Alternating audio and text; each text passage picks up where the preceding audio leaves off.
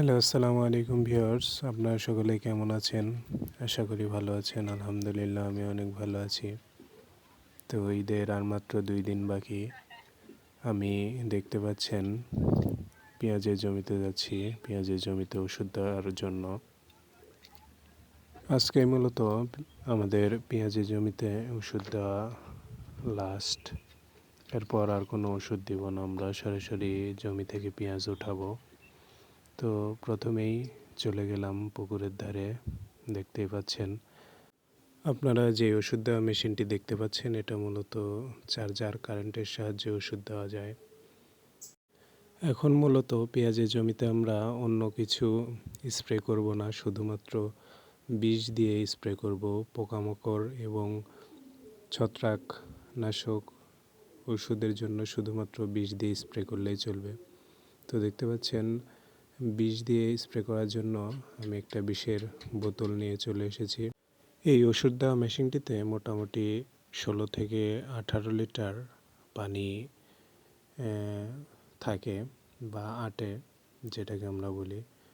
আপনারা দেখতে পাচ্ছেন এই যে ওষুধ আমি ওখান থেকে নিয়ে জমিতে স্প্রে করছি। আপনারা দেখতে পাচ্ছেন এবছরে আমাদের এলাকায় পেঁয়াজের খুব একটা ভালো ফলন হয় নাই। তো দামও খুব একটা নেই, যার কারণে এবার প্রতিটা কৃষকেরই লসের সম্মুখীন হতে হবে যদি এই পর্যায়ে দাম থাকে। আমাদের এই দেশ কৃষিপ্রধান দেশ, যেই দেশটা কৃষির উপর সম্পূর্ণ নির্ভরশীল।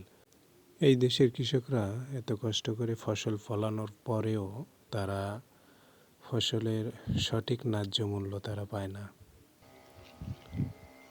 এটা খুবই দুঃখজনক একটা বিষয়।